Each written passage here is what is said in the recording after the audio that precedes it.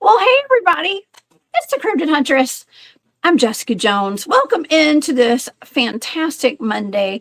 I hope you guys had a wonderful, wonderful weekend. Man, we had a great show on Saturday night.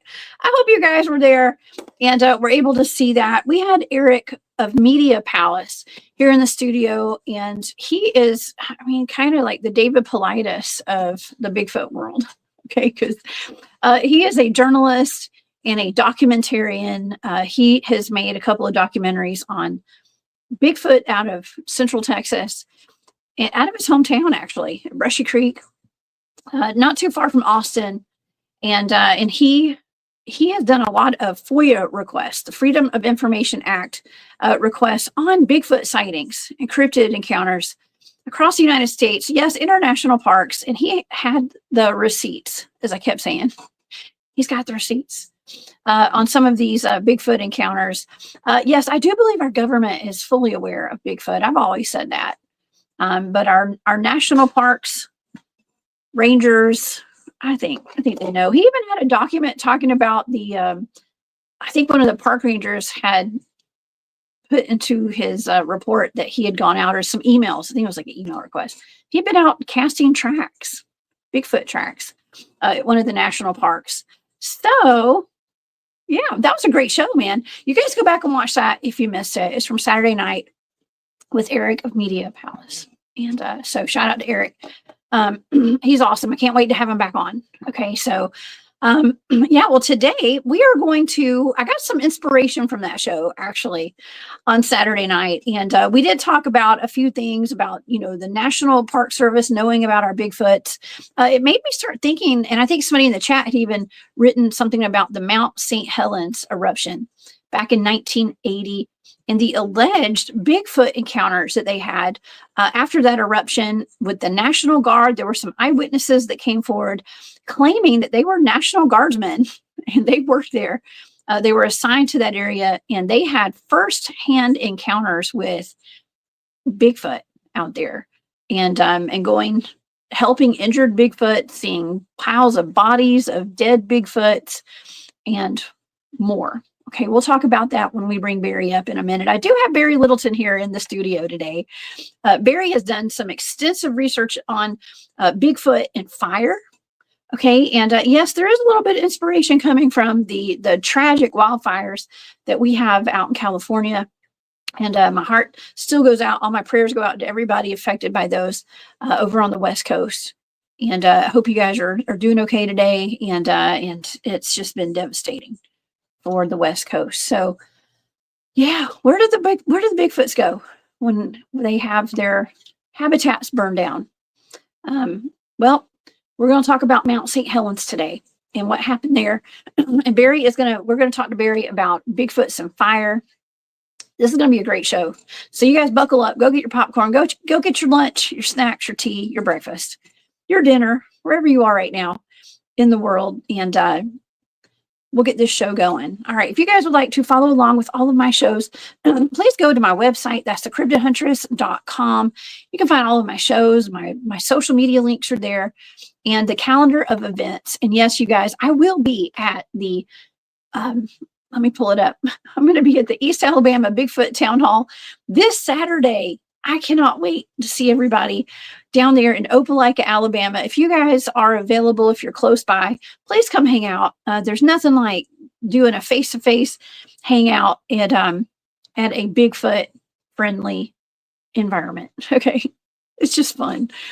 So we'll be down there all day on Saturday. So y'all come down and see us.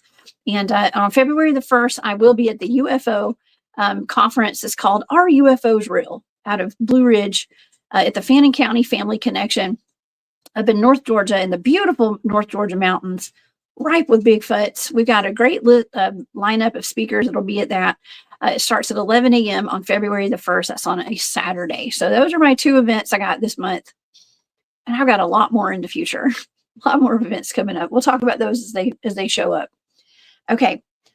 Well, I also do have a Patreon, and I do have a shop on Etsy if you guys would like to support the work over here. So War Woman Goods and Patreon. And also Barry has a Patreon as well.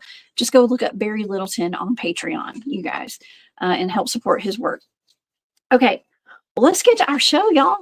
Thank you to all my moderators and everybody that's here in the chat today. You guys are amazing. Thank you so much. On the morning of May 18th, 1980, the Mount St. Helens volcano erupted in Washington, creating devastation for miles and taking the lives of 57 people. The explosion sent out a sideways blast and destroyed everything in its path. Humans and animals alike were terribly affected by the disaster, and the Washington National Guard was called to assist in the cleanup and removal of debris and bodies. Eyewitnesses came forward after the event claiming that they encountered injured and deceased Bigfoot creatures while serving as active duty National Guard members. Did the U.S. government cover up their involvement in gathering Bigfoot bodies in the wake of the eruption of Mount St. Helens? And did they actually recover the bodies of Bigfoots in the aftermath? Barry Littleton is here with me today. We're going to be discussing this and much more. Barry is a fantastic cutting-edge researcher of all things supernatural, paranormal, cryptids, UFOs, extraterrestrials, mostly Bigfoot too. Please help me welcome to the show our good friend, Mr. Barry Littleton. Hey, Barry. Hey, what's up, Jessica? What's going on? Hello, everybody in chat. Hey, thanks for the build up there. I'm by no means an expert on this this part of the whole Bigfoot scenario thing, but it'll be fun to talk about it and learn some things too. So yeah. I think it'll be pretty cool, you know. Well, you're perfect to come on here and talk about this. I mean, you have put out a really great video. I did put it in the chat. I put the link to it in the chat today before the show started on YouTube. For all my viewers, if you want to go to YouTube, it's in there. But it's about Bigfoot and fire. Okay, and we're going to be talking today about, you know, of course, our hearts go out to everybody affected by the devastating wildfires out in California, a place full of Bigfoot activity. You know, brown dwarf or Bigfoot dwarf. Sorry, got your name mixed up. He's in the chat. What's up, Bigfoot dwarf? He's in the chat. He lives in LA. He's a huge boots on the ground field researcher out of the West Coast. And so we know that in that area there's all sorts of cryptid activity. We know this from him. One thing about that, I see things, you know, social media wise, people saying there should have been this provision made and that provision for these fires, and there should be this response and that response, and all these criticisms when they're ignoring the fact that people are dying and people are losing everything. Yeah, you know what I mean? Especially, you know, someone like Brown Dwarf or somebody that lives there. I have some relatives that live in that area, you know, or did, and it's real serious. You know, I think that the lack of compassion for what's going on, just I see media wise, is quite shocking. But that's, you know, then again, my opinion only. But yes, he is here in the chat too. There he is. There's Bigfoot dwarf right there. Yeah, and Bigfoot dwarf's been keeping us posted and updated on what's going on in his area. He's out of LA right now. He's working at he and his brother, their skate shop out there. So thanks for the updates, Brown Dwarf, Bigfoot Dwarf. We appreciate it. But yeah, there's a lot of devastation going on. We've had a lot of devastating events this past year, from the wildfires to the Hurricane Helene flooding the East Coast. We've got an ice storm. We had an ice storm. It's all melted mostly here now. But a lot of crazy weather and stuff has been going on. Well, and got to wonder about the Bigfoots right now and all the cryptids and what they're doing, how they're handling all this. Yeah, definitely. That and the fact that right now, since this year started, I mean, not just as the Earth seemed to be going through a lot of activity right now, I mean, attacks are up also, cluster attacks. If you're somebody that's really trying to do the right thing, I mean, you're probably targeted right now by dark forces, and they attack to trapped emotions and stuff like that. And I've been seeing a lot of people are seeing it. You know, solar activities up. It's all things to be aware of, and make sure you keep yourself protected. You know. Yeah, for sure, for sure. Yeah, it's like whenever my favorite word, loosh, is happening. You know, everybody's like in a heightened state of fear and anxiety and chaos, and that loosh is at an all-time high. And they, when it's high, they'll hit you with something else. Okay, and so people do, they will attack and stuff. And so just for us to be aware. But we're trying to be high vibe over here on the channel. You know, we talk about some pretty dark stuff sometimes when it comes to devastation and these devastating events, but it's real life right now. We're kind of having to deal with it. So it's good to discuss it, you know, just to deal with it. Right. Yeah. Okay. Well, let's get into, I guess, Mount St. Helens, because there's a lot of stories. There's a lot of firsthand accounts. Now, I thought this was, I just think it's really interesting, because what I've always heard about Mount St. Helens when it erupted were Bigfoots running out of the woods, running out and even helping like forest animals and stuff, or just looking for help or trying to escape the fires. Now, we've heard about Mount St. Helens having all sorts of, I guess, bat Squatch, right? Is it bat Squatch from Mount St. Helens, Barry? Yeah. You know, I wasn't going to comment on that. You know, it get me to laughing with the bat Squatch thing. You know, when I first was told that in person, I laughed so hard about that. You know, although I'm not trying to discredit it, it's just that term sounds absolutely ridiculous. But you know, that's what people think when they should just say it's actually a type of Mothman. Is what John Vivico told me. It really looks like more a type of Mothman that has just some Sasquatch characteristics, but it's typically a Mothman. That's what I've been told by him anyway. Because they're the first times I heard that term was from him, and I couldn't stop laughing. It just sounds funny, kind of like your loosh, just weird terms. Yeah, bat Squatch is a really interesting one, but it always did sound a whole lot like a gigantic Mothman to me. And Sasquatches are known for not really having a neck. You know, most of them look like they just have this like head and shoulders, basically, without a neck, and that's a lot like Mothman descriptions as well. And you don't hear about a whole lot. It's like a flying squirrel. Like, it doesn't make sense, really. But a Sasquatch with wings. The flying fish, you've seen those too, right? Yeah, I have. Yes. Moondog Davis says Bat Squatch was seen shortly after the eruption in Buckley, Washington State. I lived in the next town over from. Interesting. Well, you know, Mothman is one of those messengers of doom, kind of, right, Barry? Yeah, that's all. That's the only thing I've heard it consistently is it's warning people, or kind of the harbor of doom, either or. You know, it's negative always. So. Really? Okay. Well, it's just something to think about. You know, it pops up during disasters and during national disasters. You know, we talked about that last week. I had Dennis Carroll on the show, and you came on, and we talked about the reptilians. That was I think that was last Wednesday. And we were talking about how the reptilians and certain cryptids will show up during natural disasters like Hurricane Katrina, which I found pretty interesting too. Okay, sorry. My voice has been completely fine. A lot of UFO activity around the volcanoes too, and I would assume, I had to look it up, but I would assume around Mount St. Helens there was a lot of activity too before that eruption. And you know, bringing that up, that just curious. Let me ask you a question. So, and the audience too.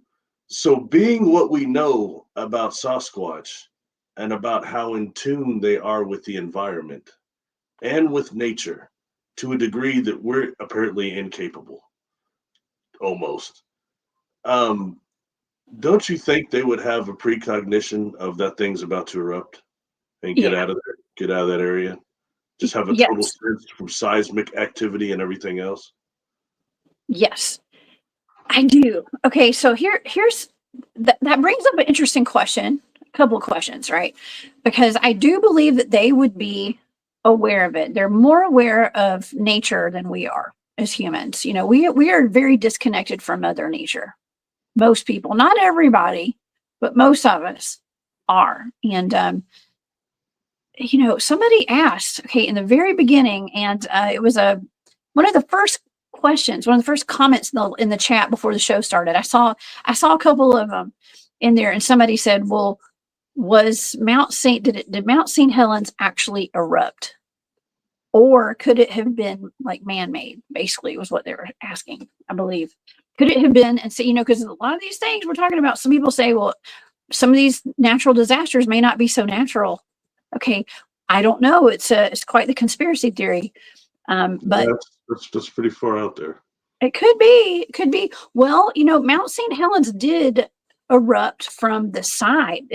Instead of, I think instead of like blowing out of the top, like a volcano, like lava would come out, it blew out the side of the mountain. Right? Let's see. I have some pictures here. Let's dive in here. Okay, so this is actually a photograph of Mount St. Helens before it erupted back in 1980. Okay, so let me read a little bit about it. So around, I think it was around 8:30 in the morning on May the 18th of 1980, a magnitude 5.1 earthquake struck, followed by the largest debris avalanche recorded in history. It resulted in the eruption of Mount St. Helens, leaving the surrounding area devastated. There were small explosions at first, and then a really huge explosion happened at 8:32 a.m. And it was like I said, a 5.1 on the earthquake scale. Like it was at the Richter scale. And this is what it looked like before at the top, and this is what it looked like after. So it blew the whole top of that mountain off. Totally blew it off. It says because of the eruption, the top part of the mountain, about 400 meters, disappeared, leaving a horseshoe-shaped hole at the top. The explosion also sent out a powerful sideways blast, moving at incredibly fast speeds and destroying everything in its path. Okay, here's another before and after. So you can see that. On flying out to that ranch the first time, I'd not been to that part of the United States, not in the air, and it was a fairly clear day.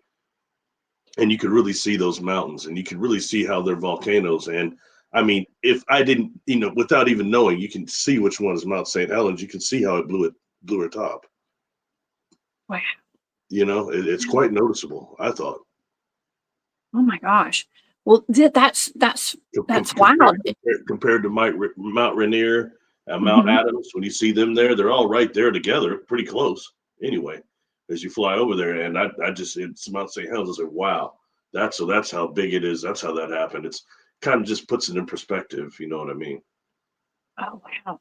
Yeah, and the soot, Mike Prine says the soot grounded air flights. Yes, it grounded air flights, and it says that the ash from the explosion traveled up to 2,200 kilometers. I don't even know how many miles that is. Somebody knows, y'all put it in the chat. And it caused a lot of problems for airplanes, disrupting the air travel. It was not only dangerous, but it caused a lot of damage to homes and buildings, and 57 people did lose their lives over this, and countless animals. It was really sad going through and seeing just truckloads of wolves and coyotes and all sorts of different animals that had succumbed to all the ash and the fire and everything. So super, super horrible event. And I do have some pictures of the devastation after. I mean, honestly, it really, I know this is wild, but that kind of reminded me of what it looked like after Hurricane Helene hit North Carolina, and some of the lake beds that had, everything had flooded, and, very just horrible destruction there. But this was, like I said, 1980. And here's some more pictures of the aftermath of the soot and the ash. I mean, I guess that's lava right there where the lava went. I mean, it's a volcano. So, I mean, it seems like I was seeing more pictures of like ash than I was of actual like hard lava, you know? Yeah, I've noticed that too. I've always wondered how far from the mountain did the lava go? Did it go? Was it was the plume that went 220 some miles, right? But I wonder how far did the lava actually go in the lava spots and things that created like, almost lava tubes and things. Yeah. Yeah. There's another aerial picture of some of the aftermath right there. And just to show you kind of like how thick that ash was after this event, look at that. I mean, they shoveled out for that guy right there to stand. Look, he's smoking a cigarette. I'm sure his lungs were feeling real good that day. Good grief. Jeez. So Wow. maybe back then more people smoked. That's the first thing I noticed. I was like, that cat's smoking a cigarette, man. Yeah, he's smoking. That's the first thing I noticed too. Yeah. All right. That's devastation. That's devastation. It is. It is. This is it today. This is more of a closer up, close up shot of it a little bit where you can kind of see where the horseshoe indentation is now.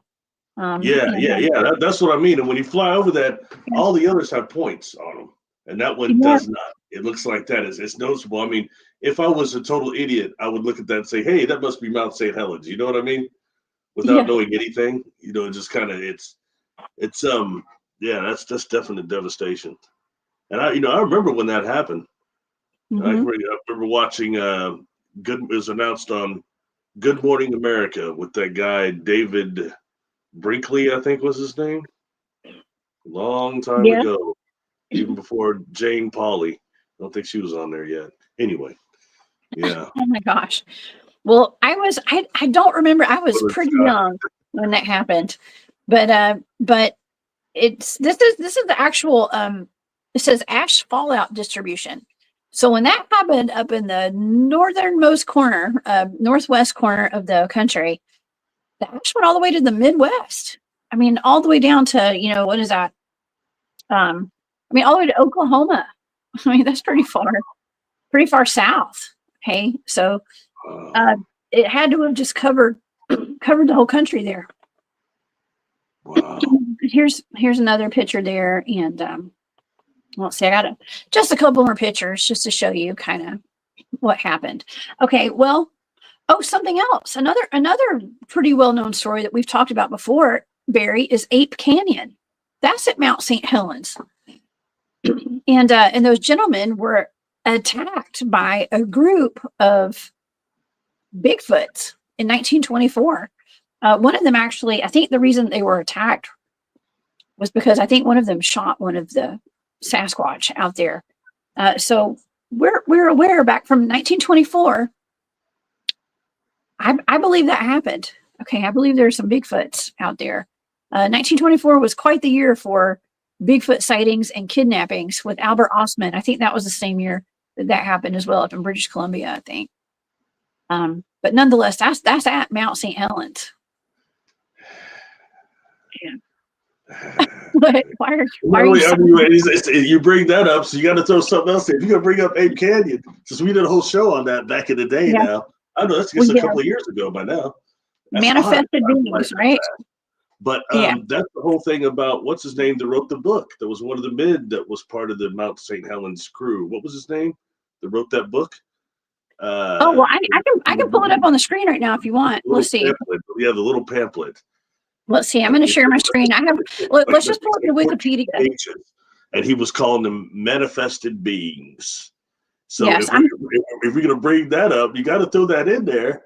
And if they're manifested beings, why didn't they manifest their asses out of there before that thing erupted? Seriously, I'm not kidding. You know what I mean? That is food for thought. That is a great question. Let me take that down. Okay, it was it says Ape Canyon is a gorge long. Oh, this doesn't tell about. Oh, here it goes. The prospectors.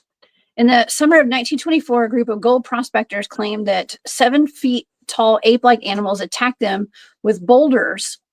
According to them, they came across the animals in the wilderness, and one of the group fired a rifle at one of the animals. He struck it 3 times and saw it topple off a cliff into a canyon.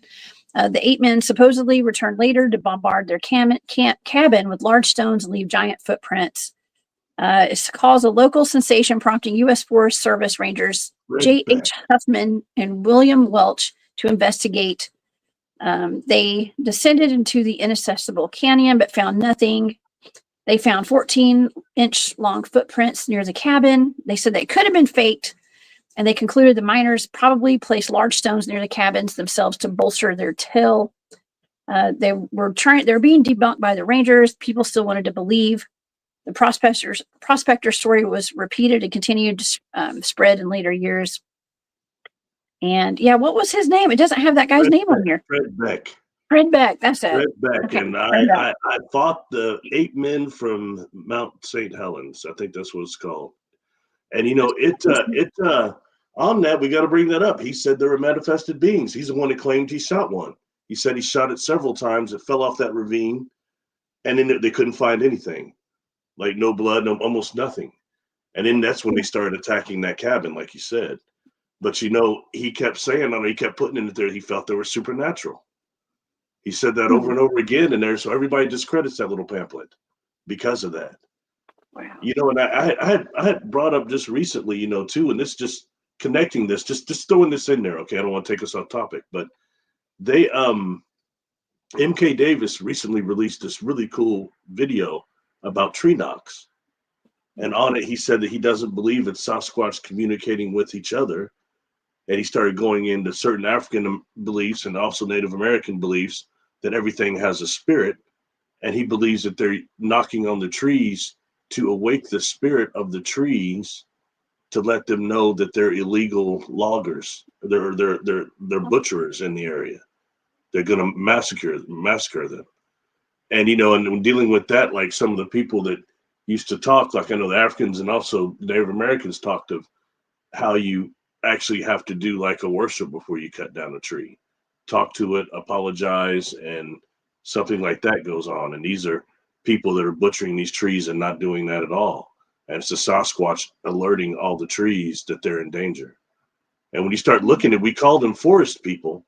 A lot of people do. So, it's things like this we need to kind of think of, and especially if they're just combining that real quick with what MK said with that guy I turned you on to, that actually Tom Powell turned me on to, Man of Light. And if you go to YouTube and type in Man of Light and Bigfoot manifesting through trees, he'll come up and his channel will come up. And he's got videos of what he says are the Sasquatch manifesting out of these trees and how he thinks they use the trees for energy to go to their dimension and come back. And it's one of the things that they're using, and it's worth it. You can't throw the baby out with the bathwater, and it's worth examining. It is. All the stuff we've talked about, the connection between them and trees. But then again, in its Mount St. Helens things, the trees got destroyed. So it's, that would probably include them too, if that's the case. Just food for thought. You know what I mean?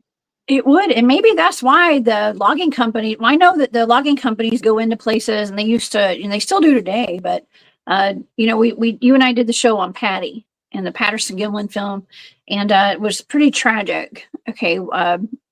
According to that remote viewing data, what happened, but they were upset. And MK Davis talked about this too, that logging companies hire people to come in and eradicate the Bigfoots around there. That were coming in and destroying their equipment. Well, they were probably destroying their equipment not only because they were destroying their habitat, but maybe because the trees are sacred. Those are their portals and stuff. I mean, they're trying to protect them at all costs. And, at their detriment. He's done another video recently. I mean, this is last week or two. It's another Patty video, and he's showing when it walks past it, and Patty's like kind of past this, there's a bush there. And he starts showing what looks like a black shadow around in the bush, moving around. He thinks it's a child. Really? Yeah. It's pretty interesting. Like I said, it's worth looking at, nothing else. I'm not an expert on that, but he does some pretty good analysis.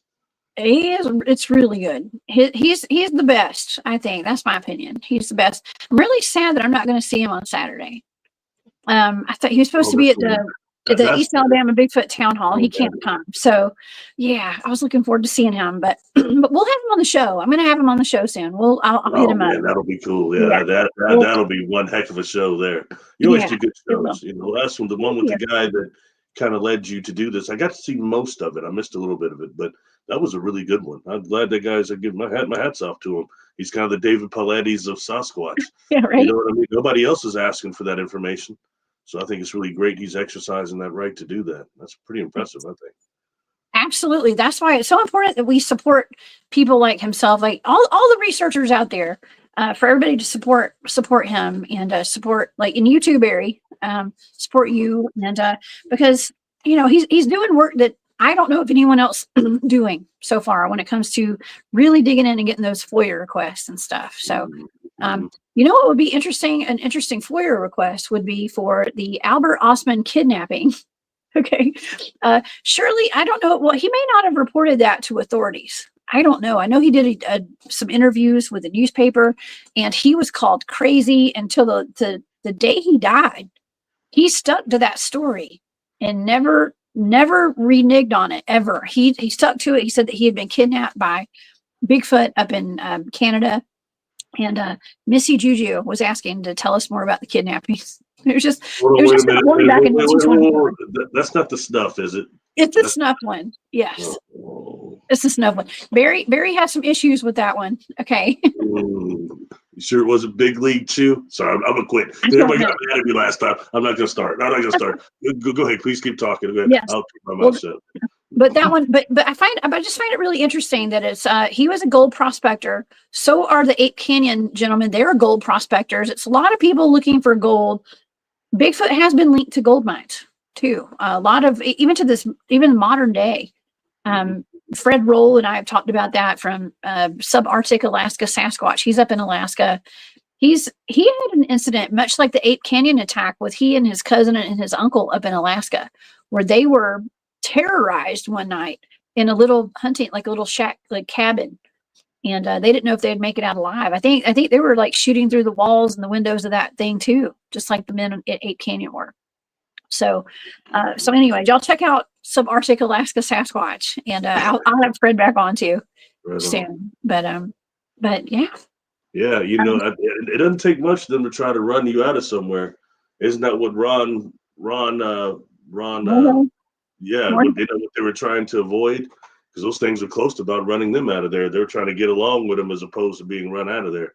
Because automatically, you know, I guess if you go in somebody's crib, they want you gone. You know, it's pretty obvious. You know, can't say I blame them. You know, with the way humanity is, I mean, can anybody really blame them for not wanting to deal with us and avoiding us? No. Honestly, No.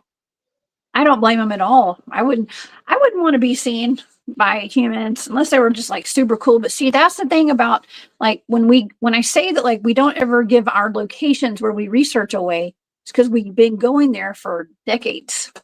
Okay. And and now I don't want to say like, oh, we've got a relationship with the Bigfoots out there, but we kind of do, you know. I go out there with my team opposed to when I take somebody like a friend with me or something and it's just us. The vibe is different. Okay. The vibe is off when I have somebody else with me. At first it'll be okay. And then whatever's out there realizes I got a stranger with me, and it's not as fun for me out there. Because it feels a little more ominous and not as inviting. You know, I got to ask you this real quick. So, do they have Sasquatch sightings in Cobb County? Yes, Seriously, they do. They do. They're all over the place. Man, want to see the Sasquatch? Oh, that's good. That's rich. Yes. Cobb County, your favorite pro wrestler lived in Cobb County, and yes, there are Bigfoot. He was one of them. Okay, yeah.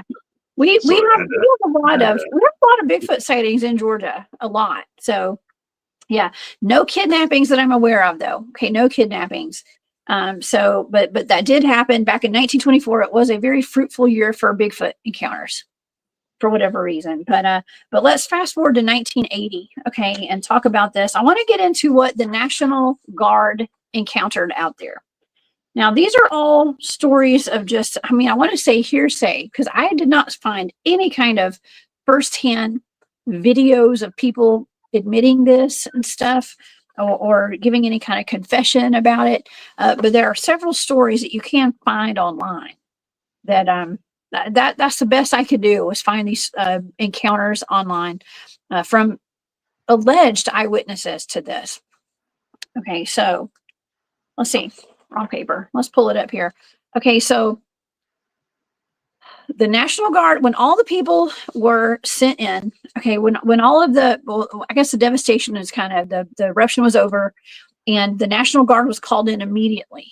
Okay, the National Guard and whatever law enforcement officials, they were sent in to go clean up the area and to find any bodies, animal or human or Sasquatch, apparently. Okay, whatever was out there. And so the National Guard was sent in to clean up the dead bodies. There were bodies. Okay, this is according to one of the eyewitnesses. They said there were bodies piled up under nets and tarps. One pile of bodies was actually reported to be giant, hairy Sasquatches. One of the National Guardsmen was from Spokane, Washington. He claimed that he was sent to Mount St. Helens after the eruption. He and 4 other soldiers were told to follow a group of soldiers and to not to mention what they did or where they were going to anybody. He was told to go to a vehicle, like a Jeep or something, and wait until he was going to have a civilian come out and get in the Jeep. I guess they had like a convoy of Jeeps where they were going to go ride through the mountain looking for survivors or anybody. He didn't know what they were waiting for, really. But there was a heavily guarded tent located in the area where he was sent. So they said that the civilian they were waiting on, walked out with a large, hairy man covered in hair. He didn't look quite human, but he didn't look like an animal either. And he said he looked very sad and upset. He and that man came out speaking in a language that sounded like something he had never heard before. Later said that it sounded maybe like a Native American dialect, like Native American. But they got into one of the Jeeps. They got in the Jeep behind him, apparently. And the creature was burned badly and had a bandage on his arm. He said he kept saying his eyes were sad and somber, but he got in the back of the Jeep with that man. Okay, so this is how the account goes at Mount St. Helens. Said they drove up the mountain and they stopped 5 different times at different cave entrances. Each time this hairy man would make some kind of a noise, a sound like a whoop or a call, and they would listen for a response. And there were no responses at first. The first couple of caves they stopped at. And then at one cave, they did have a response. And an injured creature like him came out of the cave. He said the next thing they know, it wobbled out and it was injured really bad. And according to this story, this is horrible. And you guys, please forgive me. I'm going to say it. They heard a gunshot and they assumed that the being was put out of its misery, is what they said. That's what this man said. And they went to another cave and they said that another injured creature came out and its leg was badly burned and they were ordered to help it into the vehicle. They took it back to the tent and they said as they were driving off or as they were about to leave, the creature, I'm going to say a Bigfoot, turned around and looked at them and nodded at them like saying thank you for helping. And that's the story. I'd heard this story before. I didn't know all those details, but I'd heard that before. That had happened. Now, of course, these are National Guardsmen out of Washington. They said they were debriefed. Okay, debriefed. They were told that they had taken an oath. Now, you have to live up to this oath, is what they were told. They said that they were kind of threatened, slightly threatened. It wasn't like, hey, we're going to take your job and we're going to come after you, but it was like a slight threat. And a higher up said, well, do you really want, like he was trying to talk to some sense to these guys. And he was like, well, do you really want to do anything about this or say anything? to cause these beings any trouble. He said they are actually just like us in a lot of ways, and they mean us no harm, and they just want to be left alone. He said, if you want to ever talk about this publicly, wait 30 years, because by then it will be more out in the open by then. And this was in 1980. How long has that been, Barry? Over 30 years, right? Well over 30 years. It's been almost 50 years. Oh, Yeah. hey, I'm getting old, man. I'm getting old. Yeah. Yeah. So that's what they were told. So they said they never spoke of it ever again. The eyewitness said that he never spoke of it ever again. He just assumed from that point on, he was a little weirded out by it, but he said that it never stopped him from going back into the woods. And every time he'd go, he'd look for footprints. He would look for sign. We call it sign, track and sign and stuff of any kind of Bigfoots out there. But he said he never saw anything at Mount St. Helens after that. Never saw any kind of sign, never heard any whoops, never heard anything after that encounter. So yeah, so that happened. It just shows, if this is a true account, if it's true, it lines up with. Do you believe it? Do you believe it? I want to say yes. I want to say yes. I do. My gut, from the first time I ever heard these stories about Mount St. Helens, I did believe it. And in that video, it would be a good blind target sometime off the cuff. It'd be a really good. It would be one of the best. I should have said that, really. Now you'll be suspect next time I give you a blind target. No, I have to empty my mind before all my targets. I don't know. You know I'm kind of skeptical, but I mean, of everything. That's just me. But kind of the Mr. Spock in me, but a lot of logic. But this one, I don't know. You know what I mean? It's a very interesting story, and I wouldn't disqualify it. I wouldn't discount it. I mean, it's just got some things about it that is just kind of a lot to just make up. You know what I mean? It's a lot. It is.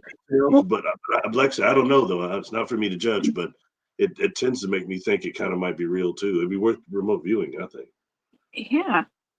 Well, it'd be wonderful if we actually had this person to interview and get his firsthand account, and not just something that an account that they took a long time ago, back in the, 1990s or whenever they interviewed this guy. But I don't know. I mean, it lines up with some of kind of what we talked about on Saturday night about the park rangers and all the emails that Eric was able to obtain out of the FOIA, the Freedom of Information Act requests that he had done. He'd done a lot of requests. A lot of the things that he got in response were redacted. Okay, but he was able to see some of these, like these emails about, there were emails about the park rangers going and making Bigfoot casts. They found track lines of Bigfoot footprints, and they talked about they're going back late tonight. They've got the plaster, they got all the whatever they're using to go get their castings done, and talked about Bigfoot. He also even, this was what really blew my mind, Barry. He has the documentation, official documentation from 1969, where the U.S. government led an expedition. All of the people who were part of the expedition were sponsored by Eddie Bauer. Okay, like the clothing company, outdoor clothing company. I joked around about how my Ford Bronco 2 back when I was in high school was the Eddie Bauer edition. So I came full circle talking about Bigfoot. But Eddie Bauer outfitted him. Big style with the brothers that I remember. Little big brothers out by. I know Eddie Bauer. That's just me. Oh man, I love me some Eddie Bauer. Yeah. So, but they outfitted the expedition, and they went on the first American Yeti expedition. What in the world, Barry? Can you believe that? 1969. Well, I guess it was after the Patterson-Gimlin film was made. It shows, and they were actually working with a university out of New York, actually. New York. I came in somewhere around that time, and he was saying that how one professor that went rogue and was trying to work with them or something like that. Yeah, and that was interesting. It's interesting to see some of that transparency, because we know that stuff's been going on for a long time. It's just been sequestered. What we don't know is what all they found and stuff, and how much hybridization they've done, if any. Yeah. That's right. That's right. Well, I just love that I never even heard about that before. I mean, what a great piece of historical evidence right there. Receipts, everything, what all the paperwork he's got, official government documents on it. I think it's great. So I can't get this out of my head, so I got to ask real quick. Did you say you interviewed the guy that gave the stuff to the Sasquatch? Is that what you told me? Is that what you said? Oh, okay. I couldn't think. I was like, you interviewed that guy. Yeah, okay. I was like, man, I thought that was a long time ago, man. he was Okay. an old man back in 1924, so he'd be probably 200 years old by now. Yeah, okay. I was making sure that it wasn't a story somebody reproduced and said that they've done it too. You know what I mean? I just had to make sure, you know. Oh my gosh. Yes, that was literally over 100. It was 101 years ago when that happened. So no, I don't think I was alive back then. Maybe in a previous life, maybe I did. So he'd have to be like a duck in the cloud and immortal. I got you. Yeah. Who knows? I don't know. Yeah, not me, but I'm interested. So when I can't remember the gentleman's name that was on that had the Fourier request and everything. Did he know anything about that? Like, as far as Mount St. Helens, in any of the requests, has he seen anything that would maybe imply that they do have a body? Well, he did talk about while we were talking about he'd not looked into the Mount St. Helens event. He had found some documentation of a private scientist. It was like a private philanthropist. Some guy had a bunch of money, kind of like, is it Robert Bigelow? Is that his name? Bigelow Aerospace and stuff, who has all that the dealings with like Skinwalker Ranch, I think. That kind of stuff, like a private investor, I guess. Seemed to have a lab. I'm not sure if he said it was in Texas or he had a lab somewhere, and he was doing had something to do with that expedition. And why wouldn't he have a lab where they could take the bodies back to? You know what I mean? Like he said, if there were any places to go, it would have been that place. Yeah, it would have been to that private investor's science lab or whatever. He was very interested in Bigfoot back then. Well, I'll tell you what, the gentleman also brought up that hand. Remember that hand? I had you remote view. That hand was a blind target. And the gentleman brought up that hand and the fingers that it contained, or how some of them were missing. Yeah. The fingertips. Someone made the request. He knew something about that. I forgot about that. That's right. Well, okay. Well, I actually, so I've not only was I inspired to do this show today by our conversation on Saturday, but we had a little family emergency that's going on right now. And so all of my uncles have kind of flown into town right now. And I was having dinner with family last night. And I happened to sit across the table from one of my uncles. I got a bunch of uncles. And they're all extremely cool dudes, right? With interesting backgrounds and stuff. And we were talking about, somehow they're always asking me about Bigfoot and stuff, but he retired from the military, worked big time in like Department of Defense and stuff, and contracted doing all sorts of crazy stuff. But he spent a lot of time at the body farm. Let's just say, okay, the body farm. If you're familiar with the body farm, Barry, that's they've got one at Knoxville at a university there in Tennessee, and some of the guys on my Bigfoot research team and ladies too have been to the body farm. It's where what is the body farm? Okay, the body farm is a place where you can donate your body to science, and people donate their bodies and they use them for forensic experiments, I guess you could say, and to test things out, for our government, for the FBI, for local police departments, for even Bigfoot researchers. I mean, I don't know what the requirements are to be able to go there. Okay. Oh, that is Tom Slick, oil tycoon. That's right, Larry. Thank you so much. That's who we were talking about, was Tom Slick. I remember that now. That's the tycoon, the investor that had the lab, I think, that was interested in all that. Yeah. But my uncle and I we're talking about the body farm. He's talking about some really cutting edge technology that they were testing out at the body farm. And it's where you go and Okay, I hope you guys are not eating lunch today. I'm not going to get too graphic, but you, like I said, you donate your body to them, so they have cadavers, okay, dead bodies, and they put them in different locations, different various stages of like decomposition, and they watch them, and it's so like crime scene investigators can go there and watch. Let's just say he was talking about he donated a jacuzzi or something. Okay, I know that's disgusting, right? It sounds horrible, but in order to investigate deaths and things, you need to know like what the decomposition rates are and stuff like that. I think he didn't say jacuzzi. He said a steam room or something. Okay, with his department, like they sent that over there, and so, anyways, it's just where they go in. You can watch how bodies decompose. Okay, but he was talking about some equipment that they were testing, and it's some that's actually in use today, and it's just cutting edge. It's DNA identification. And I kept thinking in my mind, I'm thinking, why do Bigfooting, we've got all these like samples, like with Melba Ketchum stuff, the genome projects and stuff.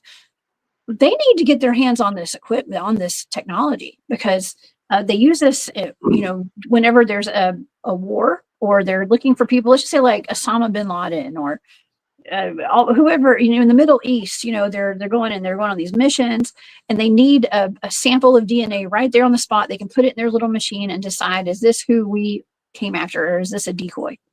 Okay, and so they're able to identify bodies on the spot immediately, and they're able to identify burnt remains immediately. Okay, all they need is a sample from one of their relatives. Boom, boom, boom. You do 5 at a time. He said it's to the point they're able to identify charred remains that couldn't previously not even be identified. Okay, but yeah, we were talking about this at dinner last night, which is kind of gross. But still, it's so interesting when you start thinking about applying that to the Bigfoot field. Okay, and using that, and he said, well, it would work great if you wanted to get one of those machines. They're open. The public can get access to them at this point. They're probably really, really expensive. But he said that I think like one of the, like for 5 samples, it's well over $1,000 just for the strip that you have to use, like that you test the DNA on. So it's kind of expensive. But if you had somebody like Tom Slick from Texas to a philanthropist or an investor, the sky's the limit. You know what I mean? In testing. So I mean, the technology is out there, Barry. That's all I'm saying. That's interesting, because that's similar to what when Paulides talks about that DNA, Bigfoot DNA he had just kind of went away. We don't hear talk about that anymore. But anyway, he used that. In fact, it's that crime. It's it's like the crime robot, and I think it's out of either Georgia or Texas. And that thing is like put a lot of people in prison, but it's like that extreme, and it references things with the gen bank. So with the DNA. So yeah, that's how they get a lot of them. That thing is like shows like what amount of what do you call it? But they always say it gets messed up. The specimens get messed up. You want to say intoxicated, but that's not what it is. Infected or whatever. Excuse me, contaminated. Yeah. But yeah. So that it's real interesting when he talked about that. I think that's still up. The crime bot that he used, and I can't remember the name of it. I got it written down somewhere. But you can look that machine, that robot up. It's super expensive, and those tests he had done were super, super expensive. So that's what they use. That's kind of I think the gatekeeper's way to keep the Bigfoot people out of that. You know what I mean? So much money. You need a tycoon of some type. Yes. Yeah. I think that what my uncle was telling me last night, because we were kind of throwing ideas around, and I was, I had a lot of questions for him. He's got a lot of really interesting information, a lot of real world experience. He spent a lot of time overseas fighting during the Iraq War and Afghanistan, Iraq and stuff. And yeah, so we just had a really interesting conversation. But it's he said, well, here the problem is, and I understand this, is like I think he was surprised I knew about like mitochondrial DNA and stuff, because we talk about it a lot. But we were talking about how with the Melba Ketchum studies and stuff, it's like the maternal side is like human, female, and the dad side is unknown. He's like, well, there's got to be something to compare it to. It needs to have like a relative, or for this DNA to be a positive identification of exactly who that is. They have to have a relative. And there is. Isn't that interesting? There's not knowledge in bake. Isn't that a trip? Right. Yeah. I mean, I don't know. I'm not that we are aware of, but if the government, the National Guard is fully aware, if this story's true, and we know from some of these FOIA requests that Eric had, that he has, and that we can all get, we can write in, we can request any kind of information from our government. They don't have to give it to us, but they can give it to us redacted or whatever. But we all have access to this. It costs a lot of money to get it, but it appears that they're fully aware of Bigfoot out there, of Sasquatch, according to some of those documents that he had. So I mean, just when you go from anthropological standpoint, the native people of all over the world. I mean, it's almost undeniable. I mean, it really is just silly when that part of the science comes in, instead of the need for a body, instead of some of the other things that we have that could actually be used. And I'm glad technology is catching up.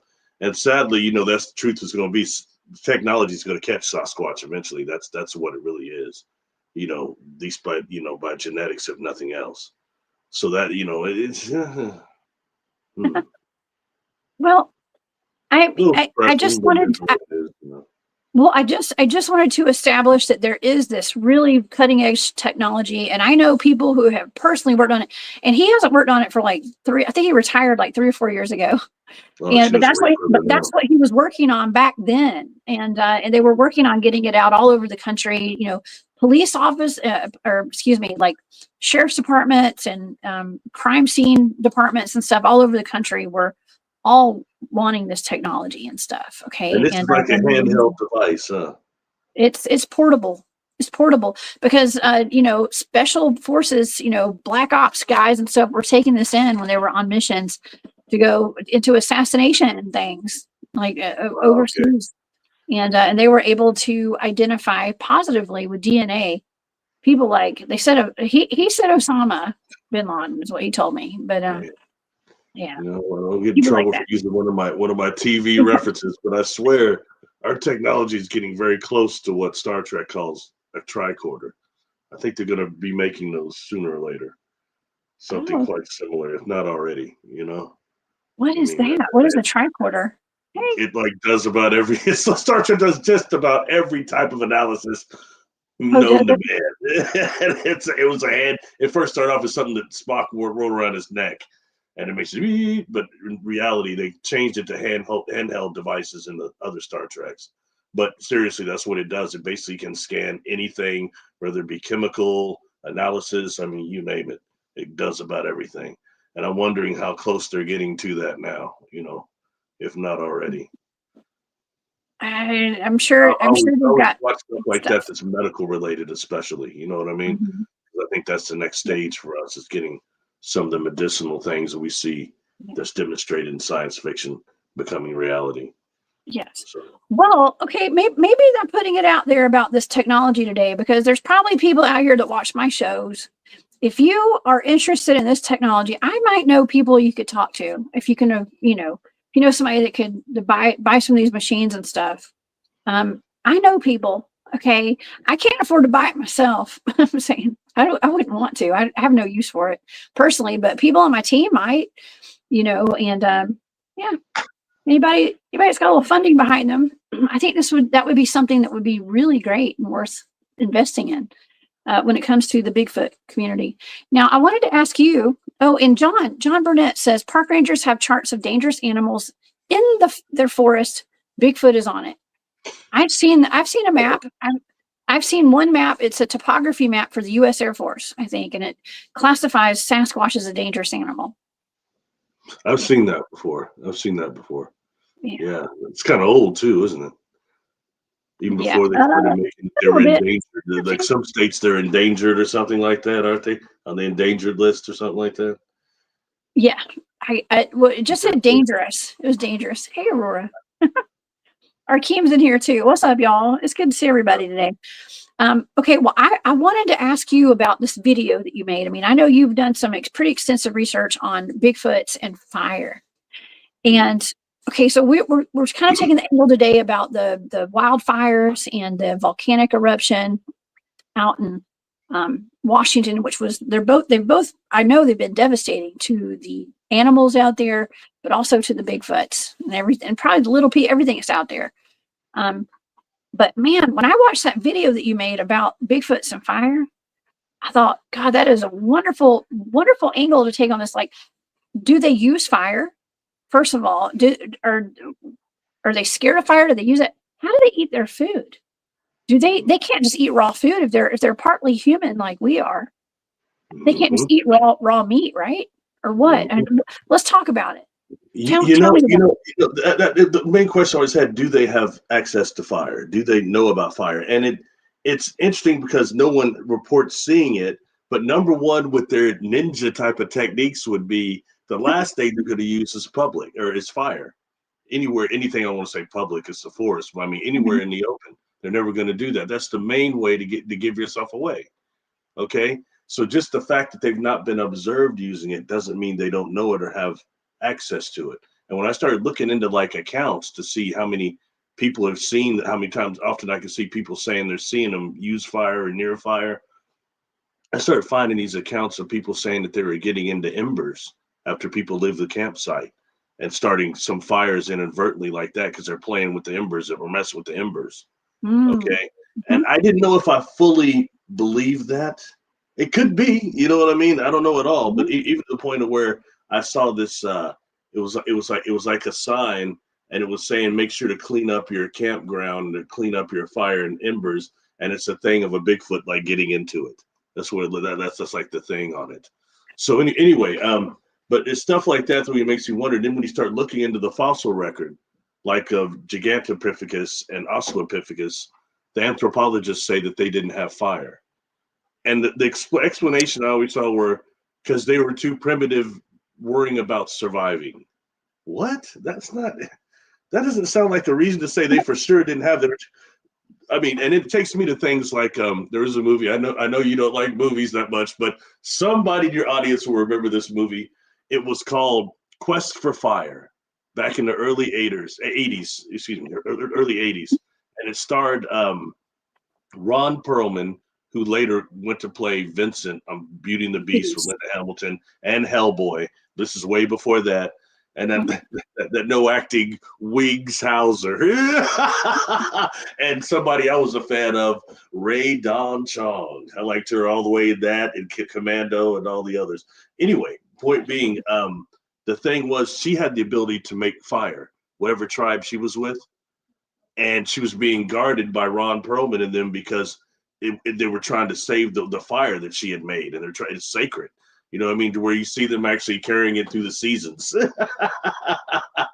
It's interesting when you start really looking at that, but that makes you think, examining, did Neanderthal have fire and things, and what level did that come in our evolution that we start using fire? And, for us, I think when Sasquatch just observing people alone would probably learn how to do fire. Okay. Just by watching the way they watch everything we do, they would find a way to do that, I'm sure. So it's just food for thought on that. You know what I mean? And it's, I think, worthy of us looking at. And something else about them and this whole Mount St. Helens thing is, I'm sorry, but I'm convinced that they have access to the inner earth also. And that could be a way to escape also. And even when it comes to the cave thing, I can only do speculation on that, but I had a client that they're telling me when under really deep, okay, they start going to the Sasquatch are using the caves in their area to train the juveniles how to use their manifestation abilities and their invisibility, because it's like erratic in them when they're young and they have to be trained. And the caves are the most safe training areas. Now, they weren't saying that they lived in the caves, but that's they use for training grounds. And I thought that was just really interesting. That's stuff that from somebody who's not into this stuff starts telling you that during a regression, because it's in their area. We're tuned into everything at the quantum entanglement level. So anyway, just to just throw that out there. Yeah. I think a lot of people in the chat have heard of these movies, Barry. Land of the Cave Bear. Oh, that was a rough one, man. I guess that movie when he has to take his tooth out, was it Crab? Was that the guy's name? They put the rock on there, tied the string to it. Oh man, it makes you just go. That was with Daryl Hannah just after she was the mermaid, I do believe. Oh my God. Oh, John Ross, happy birthday. Everybody tell John happy birthday. You're 30. You're a young buck, man. Young buck. Oh man, enjoy happy it. birthday. Yeah, thank you for being here on your birthday. My life was never the same. I was still young, so you're good to go, man. Yeah. I remember the good old days back when I was in my 30s. Yeah. But happy birthday, John. Thank you for spending your birthday here at the Cryptid Hunters channel. 40s were cool too. I remember the 40s too. Yeah, right. Remember the 50s. Oh my gosh. Anyway. Well, okay. Well, okay, let's go back to this whole point of the Sasquatches needing to cook their food. Okay, it just sounds wild. I mean, a lot of accounts, and even when we were talking about like the 911 calls on Saturday night with the FOIA request that Eric had gotten, the 911 calls, the written up reports for like the national parks, the state parks, they seem to be referred to as animals, the Sasquatch. Okay, like animals that came up a lot, like animals. So that would make you think like they don't have any kind of human qualities to them, right? It would make you think that, but they seem, with all of my years of being a Bigfoot researcher, they've got more human qualities. A lot of them do, and we actually have different categories of them, right, Barry? Of different Sasquatch types. And the DNA, the DNA evidence shows that they're very human, and it takes us to what the Native Americans always said about them: that they're a tribe. Mm-hmm. They're a tribe of people. That's what they're kind of saying. You know what I mean? And when you start going back to like, that's something else that David Paulides did when he first started doing the YouTube, before he went so much on the missing person cases, he would do Sasquatch stuff on there periodically, and he started doing a lot of them that were old articles he had pulled up, like ones that, like when they're still calling them cavemen and ancient cavemen and stuff like that, and how often they're referred to as being people and looking human-like. And he's giving the example of how much we've gotten away from that now, and that they're these type of a people. And when dealing with that and looking like, for example, gorillas, gorillas are vegetarians, and several species of monkeys are vegetarian also, but you've got others that eat meat. But we're dealing with more a human factor than just the gorilla genome. Obviously, that's not. I don't know if they've got any of that in them. You know what I mean? So, and when dealing with us, how much raw food can we actually eat? I know we don't know what the mitochondrial DNA is, or I'm sorry, the paternal DNA is actually only the mitochondrial, but still, you know what I mean? And it just makes me very curious. And we know they definitely eat berries and vegetables as well. But we hear in accounts, like, makes me think of the interesting individual that I had so much enjoyment meeting in person, Matt Delph. Matt Delph, during this presentation, he's one of the first people I've heard talk about that outside of, who's it that died? In fact, Paulides got all of his work. Ray Crow talked about this a lot in his like newspaper he used to do, that these Sasquatch were like butchering pigs, horses, and other things, cows, slamming them up against trees and hanging them in the trees and stuff, showing that they eat meat also. But people got really mad at Ray Crow for publicizing that stuff. The people came forward. There are forest brothers. Don't say that. But yeah. Wow, it's interesting. Elf talked about that quite a bit. I think he'd seen something like that. Yeah. Wow, I'm going to be speaking. He's going to be at the UFO conference with me in a couple of weeks up in North Georgia. So I can't wait to see that video of those orbs again. I love it. Every time I see it. That's something you could watch 100 times and not get tired of it. You know what I mean? Seriously, it's really cool. People get to see that. I mean, it'll be big one day he makes that public, because I think that's one of those will hold up against CGI analysis, AI analysis, all that stuff. Yeah. Yes. Bigfoot Dwarf says Polites 2 books, The Hoopa Project and Tribal Bigfoot, are great books from the NorCal area. Yeah, I didn't really know good. he wrote books on that. Yeah, the Hooper Project book is really good. And he talks about like a lot of the interactions he had with the Hoopa, the elders, and when he was up there. You know, it wasn't too. It was around that time that I found out about the K-Moss and the K-Moss. And the first time I heard about the K-Moss was when dealing with it. You remote viewed that one. It was the mountain, the Olympia Peninsula. It was one of the guys out at one of those conferences was telling me that they had those nets that were bitten through back there by these K-Moss, and these K-Moss would come in and get they get the salmon and stuff, and then rip the nets open, and they couldn't catch them. And that they're supposed to be these serpents. Yeah, and he stuck that up like a K-Moss is some type of a giant eel. Yeah, remember? Wow. You remember that? You remote viewed the K-Moss. Yeah, I kind of forgot about it actually, but yeah. I was just so interested in it because, like I haven't looked up like those canneries that they have. Those where those nets are supposed to be in the back. The guy had told me that they have nets back there. They just got these huge holes in them from these K-Moss. So I looked it up online. You can find it.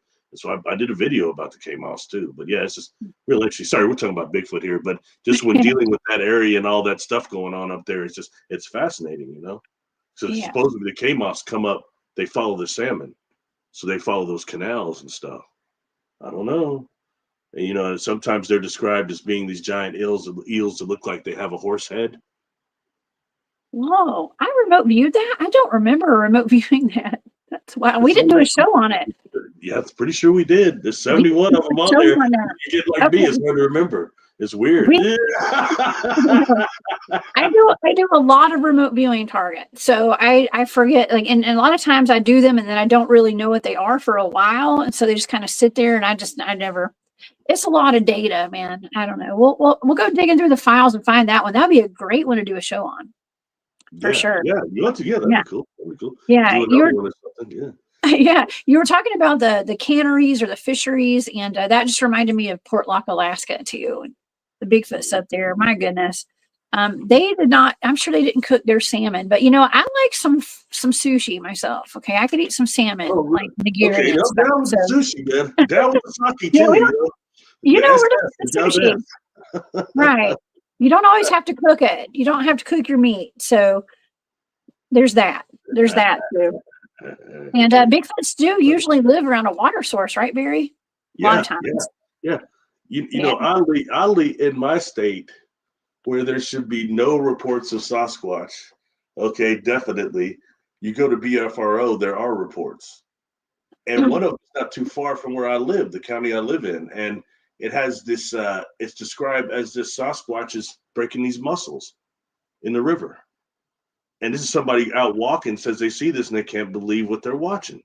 They said, this is where we live, but it's breaking. They didn't describe it a certain way that it's breaking these mussels against this rock and taking it. And, that right there and eating it right there. And that's something there that you and I couldn't do. We couldn't just break a dirty river mussel and eat it like that. We get really sick. You have to put them in fire. You know what? I learned a while back. I was with some friends in Atlanta. We had gotten some oysters or some clams or something. And I could not figure out how to open them for anything. And I called my dad. I was like, Dad, what do I do? I'm hungry. I need to eat these. He was like, we got to cook them, put them over a fire and they'll open. Is what he told me. Whatever we were eating, he was like, you gotta get them hot. Put them over fire. So I don't know. I mean, Bigfoots and stuff, they have like ridiculous strength. They could open anything and use rock, whatever. Not little old me with my dainty little hands. Okay, I couldn't. But I could heat them up with a fire and pop them right open. They popped open themselves, actually. So I'm a proponent that I think they have the ability to use fire. I really do. And I think that they decide it from us because it'll be discovered. Maybe not all of them, but a lot of them do. But then again, you had a guy on there. Maybe it was the same guy. It was the older guy before him, the guest before him. He was really good too. And I can't remember these gentlemen's names. Alan? Was it Alan? Maybe Alan Thomas. He's the first person that talked about that I've talked about before. I got butchered for this one. I said that Sasquatch jump trains that they ride freights, And people, I got roasted almost as bad as I got roasted for the witch dots. You know how good that went. But I mean, and I'd heard that from people that were used to be part of FTRA, which was called Freight Train Riders of America. And I knew who that was because in college I did a report on them. There were like some serial killers that were part of that group, and they were killing people on those freights, mashing themselves as like bums and stuff like that. Anyway, so I was familiar with FTRA, but you had some FTRA people say they've seen Sasquatch ride in the freights before. You know, like when ones that no one would be on mostly, and it makes sense almost. Why would they follow the railways also, just like they follow the mines and things like that? That all that was connected back then, you know. Yeah, that's a great point.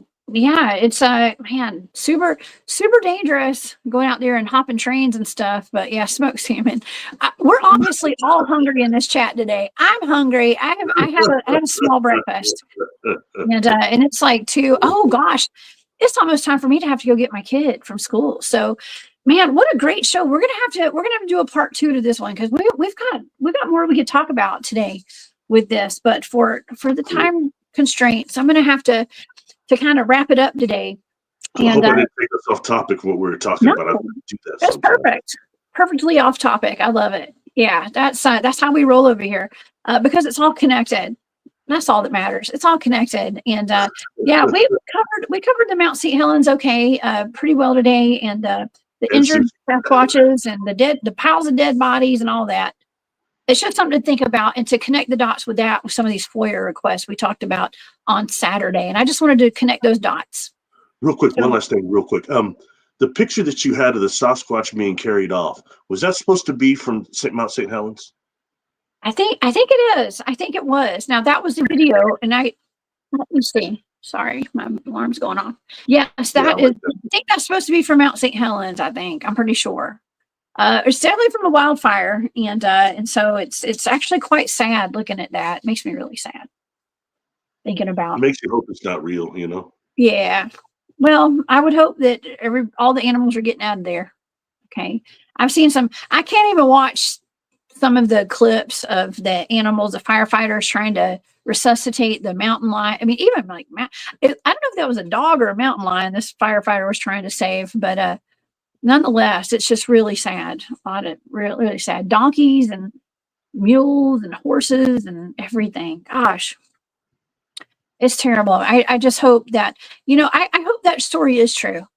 I mean, I hope it's not true about all the dead bodies of the Sasquatch, but the fact that the Bigfoots are there, they just want to be left alone. They're not trying to hurt us.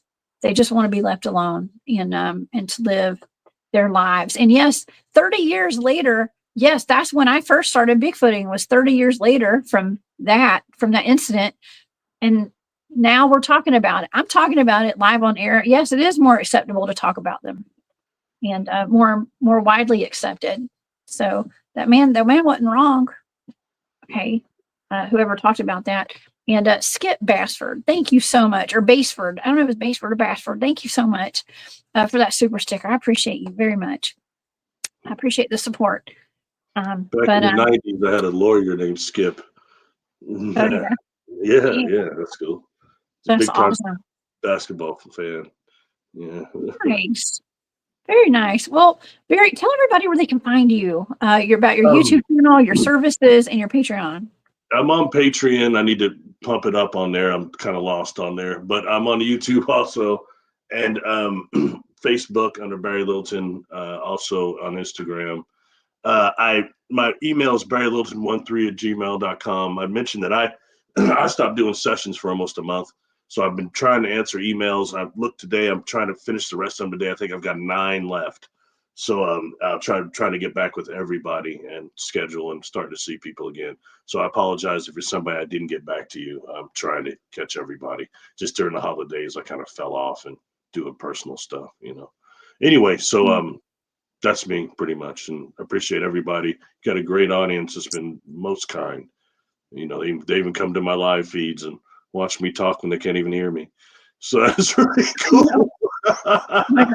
Much thanks to everybody. And I'm glad everybody, Bigfoot Dwarf and everybody from California is safe. So. Oh yeah, we got Robin in here today too. She's over there as well, and Mike Prine, I think. So yeah, I'm just tickled that you came on with me today, Barry. Thank you so much. It's always fun hanging out, chopping Oh, it up about Bigfoot. It's thanks fun, for right? asking. Thanks for having me. Yeah. I didn't know much about this one, so I was worried it would be boring. So thanks for having me. Boring? We're never boring. I've not had one boring show, not yet. I mean, Okay, for my never. part, I didn't know if I had anything to add. That's all. I I know what didn't you meant. hear I know. I was kidding. I know what you meant. I was kidding. I know this was too fun, y'all. I'm so glad you guys spent your Monday with us. Thank you so much for all the love and support you guys give us throughout the show, and for all the wonderful comments. And like I said, for spending your Monday breakfast, lunch, and dinner, whatever you're doing right now with Barry and I. So you guys, please come back and see me on Wednesday at 1 p.m. Eastern. I will be back on a glitch in the Matrix. And until then, you guys, I hope you learned something today. And like I said, thanks for joining us on the wild ride. And please continue to send prayers and all of our love out to everybody affected by the wildfires and all the disasters that are going on in the world. You guys don't live in fear. Keep your vibrations high, but keep your head on a swivel. And please stay safe out there. And we will see you guys later. Everybody have a great day. And thanks again, Barry. Peace. See if I Thank can you. find my button. All right. Bye, y'all.